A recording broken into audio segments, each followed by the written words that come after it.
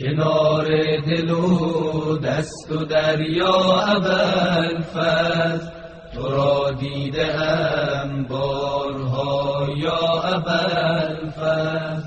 کنار دل و دست و دریا ابوالفضل. اعوذ بالله من الشیطان الرجیم. بسم الله الرحمن الرحیم. السلام علیکم و رحمت الله و برکاته. محترم ناظرین، لکه تاسو ته پاته دی چې موږ د پیج نه مختلف قسم ته موضوعات وړاندې کوو، شیر کوو. هر یو موضوع خپل ځای کې مهم موضوع دی، اهمیت لري، خو یو مهم موضوع چې هغه د مسایلو موضوع دی، فقهي موضوع دی چې موږ همیشه ورسره روبرو یو. هغه مسلې چې هغه متفقېږي او ضروري دي چې هغه مطرح شي.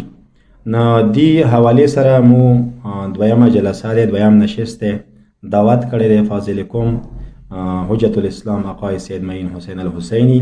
سدی ته مو سټوډیو راتللی باندې خوش آمدید یایو. ډیره مننه مولا، تاسو ته اجر درکړه. د هغه صاحب خدمت کې عرض کوو چې کومې کوشش کوو چې هغه مسلې چې هغه جدیدي دي اکثر ورسره خلک روبرو کېږي. یوه مسله د نوکونو یعنی چول دي، کاشت ناخون څه ورته یایي. څه که چیرې دغه شی څه چا کاشت کړی دی، چول دی دغه نوکونه، که چیرې دا انسان څه نوکونه یې چولی دي، غسل دپاره وضو دپاره دې حوالې سره مثلا څه حکم دی؟ دې سره غسل و وضو څه حکم لري؟ اعوذ بالله من الشیطان الرجیم. بسم الله الرحمن الرحیم. هر یو هغه کس هغوی زینت دپاره نوکونه وکړي، خو نوکونه داسې کوي چې په سترګې کې نه لګوي. اوس دغه کس یغه وظیفه څه ده؟ یو غسل دپاره یو وضو دپاره هغه څه وکړي؟ هغه یې کله چې دغه نوک اول خو دا دی چې دا پکار دی ته لرې کړي. هر یو هغه شی چې هغه معنی وضو دی هغه ته پکار دی برطرف کړي. خو اوس دغه نوک لړول د دې دپاره ډېره سخته دی، نشي لړولی، تکلیف دی، زحمت دی. نو دې وخت کې دا به چې کوي وضو جبیره به کوي، غسل جبیره به کوي. چې به کوي دې باندې به چې کوي لوند لاس بیا تیر کړي. نمجان اما کچیری دیدی که آقای سیستانی بزرگوار دی حد پوری اضافه کردیده که کچیری دغه کس مثلا دغه خزه سدیت دغه پاتی ده دغه مسئله حکم تشتاده دی سره وضو نکیگی، چونکه دا معنی ده وضو بو نرسیگی. هغه وقت که دی کوم المنزونه کردی دی هغوی دوباره پکار ده قضا. هغه وقت که چکر ده نکونه لره که هغه نه بعد بیاده چه وکی؟ دی قضا وکی. یعنی دا دی سیستانی آقای سیستانی حکومت ده. درسته ده. دا تو اشاره څه وکړه چې را داسې کس پکار دی وضوء جبیره یا غسل جبیره وکړي. دی د جبیره ته که لږ وضاحت ورکړي چې خلک ورباندې پوه شي چې جبیره یایي څه ته؟ جبیره دې ته هېڅ مثلا انسان د لاس مات شولو یا لاس زخم شولو چې هغه ته اوبه ضرر لري، اوبه ورته نشي رسېدلی. مثلا لاس دی هغه باندې تا ماتې پټۍ ده په لګولې دی، هغه کله دې که دې باندې ته چې کوي لوند لاس به تیر کې ور باندې. درسته. خود دغه پټې دغه معنی ته د جبیره نه ویلی شي. مثلا یو وری داسې کنه چې مثلا دغه زخم دی، زخم ته اوبه نه رسیږي، اوبو ته ضرر لري. انسان چې یو سپا پرچا یا کچری دین لاس تیرال شو نمجان لاس خو دین تیر کدی نه یو سپا پټې دی باندې کې هغه باندې لوند لاس تیر کا. درسته. دې د جبیره نه ویلی شي. دی نقطه ته اشاره وکړو چې ته یې سدی باندې یو لوند لاس تیر شي، یعنی دی وضو ولا وبو ولا لاس نه نور سره کېدای شي مثلا نیمو کوم خاصه دي سامي کوم رطوبات وضو ولا د مغه سره مغه سره پکور دی. اوس مثلا لکه زه به یو شي طرف ته لور شم اشاره وکړم چې یو ری موږ څو کنه یو لکه کې هر چی ده یو کارګار دی مثلا میکانیک هغه کوم ګوډو جوړول نه کنه هغه لسونه مستری دی، لسونه توریږي موبلیل کې یو شي کنه هغه غوړول هغه معنی دی. خو هغه یعنی پرې دی ځای خو زحمت هغه ته ډیر زیات وي، هغه بیا ټول شنه لري کې هغه ورځي. درسته. اوس دې کې چونکی هغه معنی ډیر مشکلات لري دی، غیر لري کولای دی وظیفه دغه دی چې وضو چې کی وضو جبیره وکي، نیت پکور دی، نیت جبیره ونیسي چې وضو کوم وضو جبیره کوم ځینې څه اوبه نه رسي کنه اوبه پاسه په تیریږي، چونکې مشکلات هغه غړواله هغه ترواله لري کولای نه شي. اول وظیفه دې دغه د سپورت د ترواله ته حد الامکان هغه برطرف کی، خو څه نشي کله هغه باندې لوند لاس کی بیرته کی. لکه هغه سپ ته لکه نیت طرف ته اشاره وکړه. نیت هم یو مهم شی دی هر عمل کې. وضو کې هم کته لګ نیت طرف ته اشاره وکړه، لکه تو وسویله کم استری دی هغه پکور دی نیت وضو ایجابي راوکي او غسل ایجابي راوکي نو که نیت طرف ته لږه اشاره وکي ډېره ښه وي. نیت وضو کې کله انسان غواړي چې وضو وکړي، وضو مثلا کله غواړي وضو وکړي لاسونه دې پرېوله که نه خولې ته آب واچول، تمیزیات آب واچول، غواړي اوس مخ پرېنځوي. دو کله نیت نسی په کار دی د مخ ټایم نه دو نیت ونیسي چې مثلا کله مخ پرېنځوي. وضو د کوي مثلا ورځې لمونځ د کوي، ورځې لمونځ لپاره د وضو کوي، دې ټایم نه په کار دی چې دا مثلا مخ ته کله اوبه واچولې دې ټایم ته چې د وضو کوم لپاره د ورځې لمونځ قربتاً لله. اوس دې ټایم نه که وضو یوه دا مسله ده که نه چې وضو نه مخکې دو څومره مخ پرېنځولی شي پرېنځولی شي، خو وضو نه وروسته د په کار دی که نه دا وضو نیت نه وروسته په کار دی دوه وارې اوبه واچوي مخ ته، یو وارې واجب نیت سره، بل وارې مستحب نیت سره، دوه وارې چولی شي. دریم وارې حرامه دی اوبه په کار دی ونه چوي. یعنی څه کله نیت وشولو پس یعنی دوه وارې اوبه واچوي چې هغه نه پورته دریم وار کې بیا حرامه جایزه نه ده اوبه واچوي. بله مسله څه ډېره ضروري ده هغه دا چې که چیرې یو کس ته لمانځه نه مخکې هغه وضو وکړلو یعنی طهارت یې وکړلو، هغه سره دو بعد کې هغه شونه چې هغه دپاره وضو شرط دی هغه سره انجام کولی شي یا نه شي سره کولی.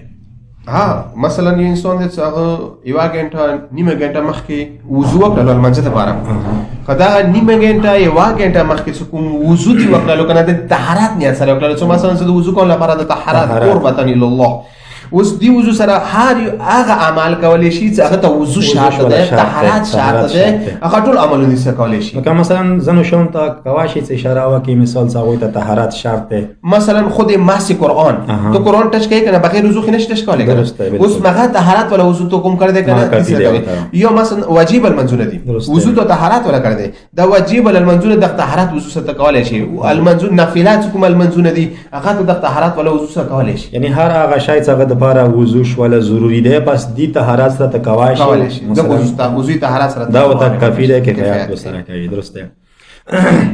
بله مسله دا چې دې ته تو اشاره هم وکړله چې تعدد اوبو چول څو وارې په کار دی اوبه واچوی شي، مثلا هم د سړي وضو ته لږه اشاره وشي هم د ښځې وضو ته اشاره وشي.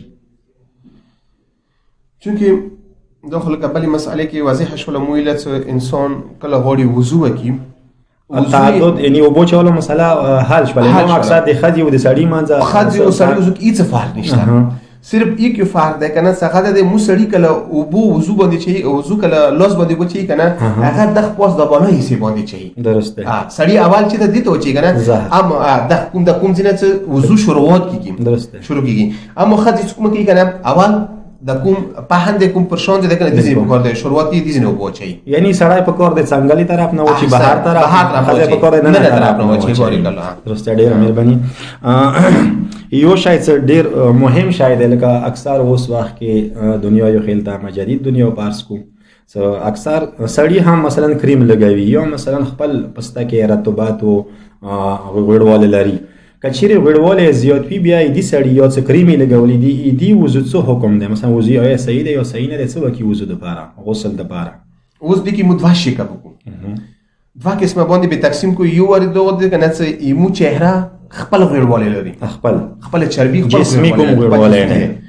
اوس که خپل غوړوالی لري که نه اوس دې حده پورې نه ده چې د اوبو مانع جوړه شي، یعنی اوبه پسته کې د نه پرېږدي، یعنی پسته کې لمدېږي چونکې خپل وجود بله غوړوالی د پار نه کې یو څه وضو وکړه، یورې نه غوړوالی دومره زیات شولو چې دا اوبه نه پرېږدي سکین ته، پسته کې د اوبه نه پرېږدي، دې حالت کې ته ضروري دی چې اول غوړوالی لرې کړي هغه نه بعد وضو وکړي. یعنی مقصد صابون چې شی استعمال کړي صابون چې غوړوالی لرې شي، که بیا کریم لګوي بیا اوس که څه دویمه مسله کریم ته راځو، ښځه فرض کړه ښځه کریم لګوي سړی لګوي، اوس کریم دي ځنه کریم دي که نه چې هغه مانع نه جوړېږي سکین ته اوبه پرېږدي، یو ځنه شنو غوړوالی دومره لري که نه چې هغه نه پرېږدي اوبه سکین ته ورسېږي او شرط وضو دپاره غسل دپاره غسل دپاره اندغه دی چې په کار دی چې تو اوبه سکین ته بدن ته ورسېږي تو جیل ته ورسېږي.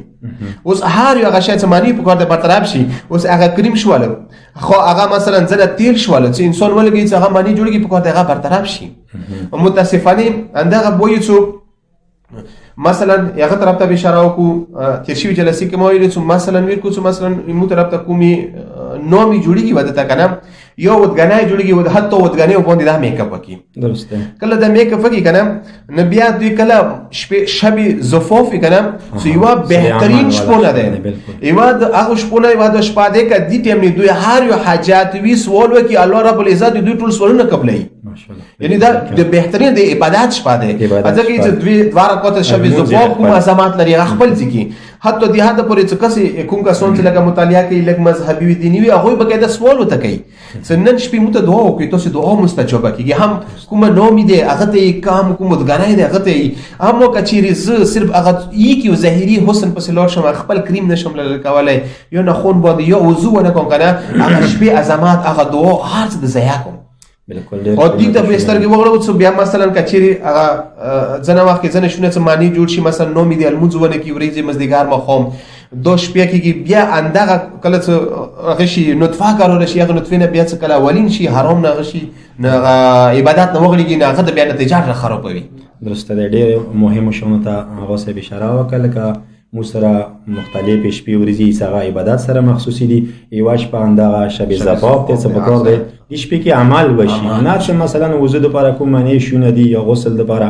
هغه لګیدلی دی هغه کې انسان درې شپې پاتې شي نو واقعا څه ډېر خو خبرته اشاره وشوله مسایلو لپاره ایوا مسله څه هغه هم ټولي ضروري دي دا هم څه ارس کو غدا لکه یو انسان دی وختي ګاندي لمبدل دی راوته دی سار وختي لمد دي یو خپې لمد دي فرض کا اوس دو کما څه کوي ما سه درسته دی یا درسته نه دی اولن خدي ما څه صحیح نه دی هغه وخت کې دوه صحیح دی کنه سي دي کوم وضو له رطوبات دی کنه وضو له قوت له سلونس دی کله دی ما څه وکړه ادي هغه رطوبات ادي کوم لندواله دی هغه یعنی هغه باندې زیات وغه بیا دی صحیح دی سار ولا وب باندې یو خپې مخ کې ځنه وخت کې متراب تخپې پرنځي لکه وزونه مخ کې د پرنځو چپلو کې وچو نو خپه د وچ نشي کچيري اندي د غلا ایمو ما سکو د غماسي رطوبات کم دی خپو بو زیات نو ما صحیح نه دی په کوم دې څه هغه وچی شي هغه نه بعد ما سور باندې وکی زه صحیح نه کما صحیح نشول وضو به تل پس المنځي به صحیح نه المنځي صحیح نه دی مثلا